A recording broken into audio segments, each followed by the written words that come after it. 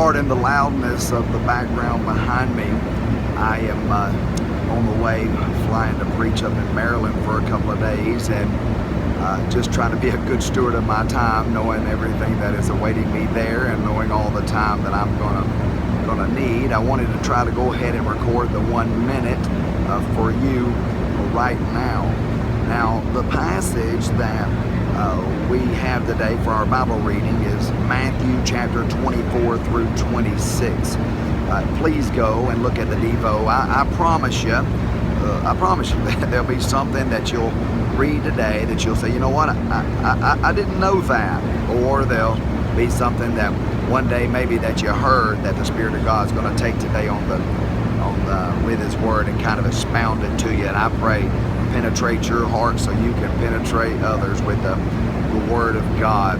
I want to be as succinct as I can. You know, often I champion the need for these devos because we're trying to teach you how to rightly divide the Word of God so that you'll not be ashamed in telling somebody something that's not true because you made wrong application to the wrong people group at the wrong time and therefore delivered truth that was truth if it was applied there, but is heresy in the way that you're applying it, and all that could go on with that. It's just essential for us to get the most from the Word to rightly divide the Word. And that's why I want to encourage you, even in the New Testament, especially in the New Testament, spend your time as you do. Go there, onebaptist.org/devotional. Get the Devo, take in what we give you so that you can continue to learn and help other people.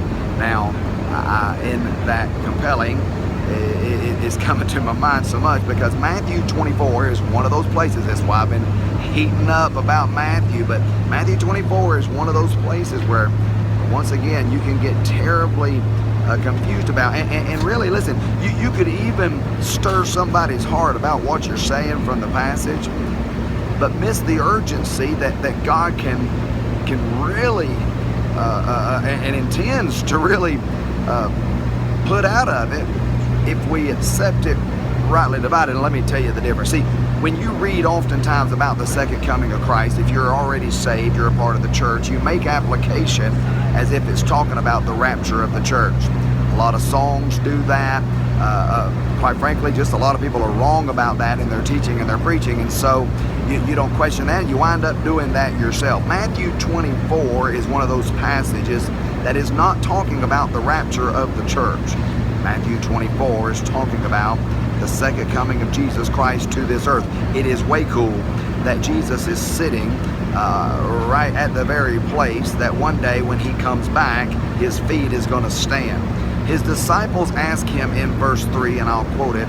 They ask Him, "And what shall be the sign of Thy coming and of the end of the world?" Not the sign of the rapture for the church, but the sign of Thy coming and the end of the world. Well, as we look and we see this about His coming and about the end of the world, He makes mention about wars and rumors of wars and kingdom against kingdom, nation against nation, famines and pestilences that are so frequent in the land. He makes mention of false prophets that are deceiving. He makes mention of love that is waxing cold. Listen, all those things we see going on in this day to an extreme, do we not?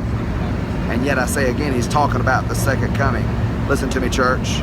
Right now, the next thing on the God's calendar is the trumpet, so the church can get called out.